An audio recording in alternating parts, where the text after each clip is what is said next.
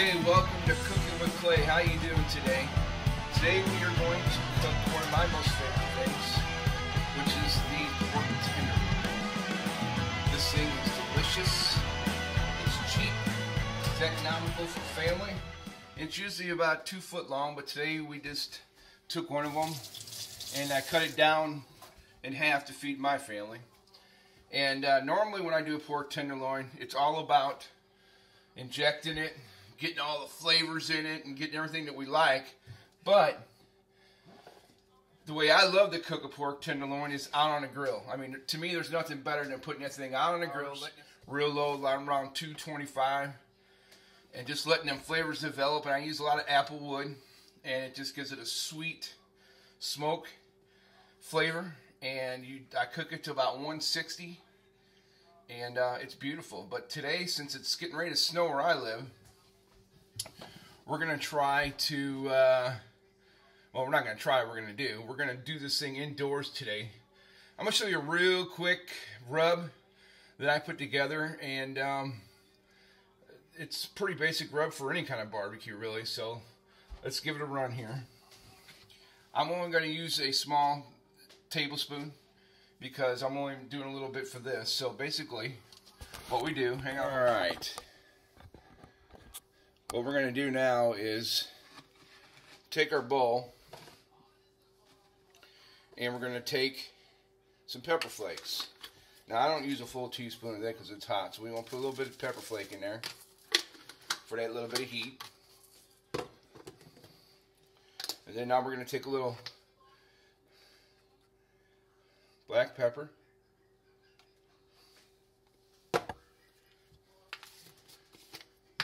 my most favorite thing in the world,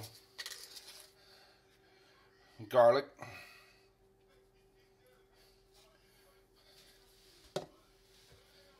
and for paprika is for color and flavor, so we're going to do a little bit of paprika in there,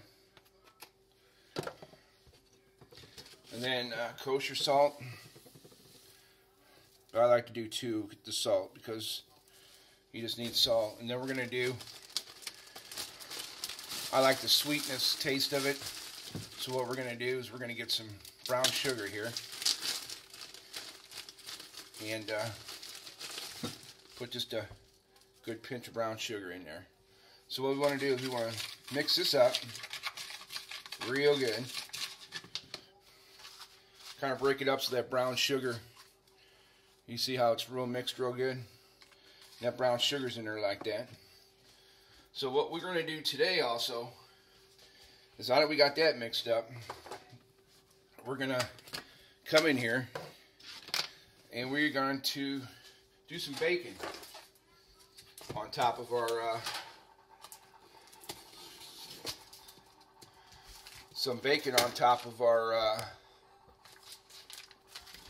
pork roast. So what we're going to do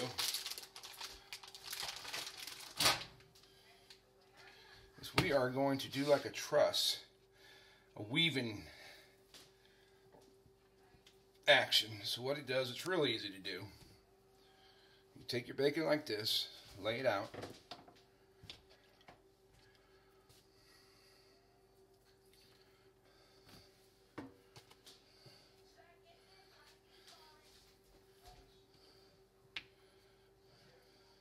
That should be plenty big. Then what you do, basically, you start out like this, every other one. Okay? You come back with another piece. And you take every opposite one, put it down, flip it back.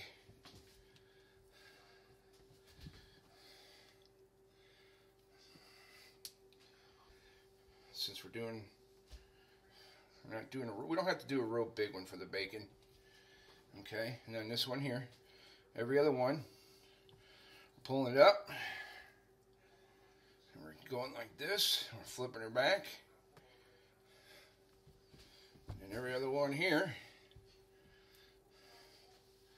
Need one more piece.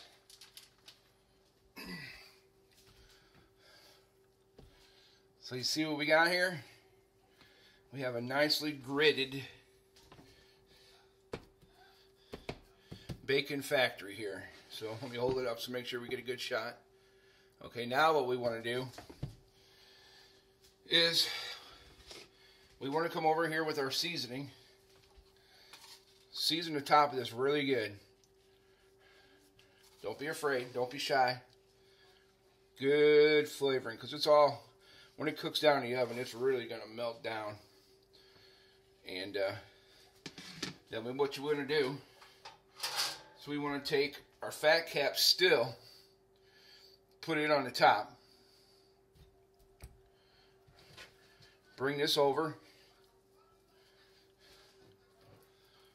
Kind of just roll the whole thing over. But actually, I forgot to season. We want to season the back too, so we get that good flavor in there. Don't forget about the ends. They're special too. And see, like I said, we pretty much just use all that rub. Alright, now let's push it back over like this. Keep our bacon like that. And what we want to do is roll it like this. Roll, roll, roll. And now we have a beautifully rolled roast.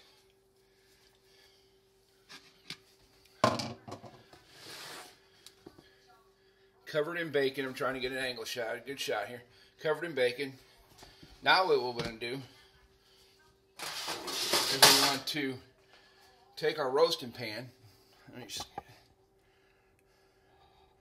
here.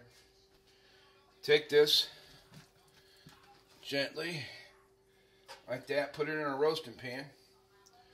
Put it in the oven at 225. And just let this thing go. You want to cook it in there for about, I'm going to say, 225, about 2.5, 3 hours. You want to get the internal temperature around 155. Once we hit 155, then we'll pull it out. We'll take some aluminum foil over the top. We'll tint it. We'll let it sit for an hour, and it'll come up another 5 or 6 degrees. And then we'll be ready to slice and eat. So when this comes out of the oven, we'll be back, and we'll show you some good eats and see how tender this is. What I'll do is I'll... All right, now that I've taken it out of the oven, did that while you guys were gone. I put it in here to tint, and that's what it looks like. All done.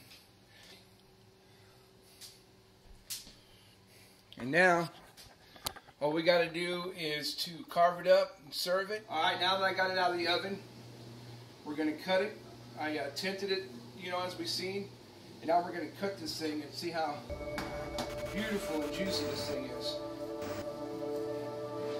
Look at that. Cut it real thin, like that. Look how juicy that is. Here's the taste. Now that's delicious. So I hope you enjoy cooking with clay, and we'll talk to you guys next time. See you later. You call me out upon the waters, the great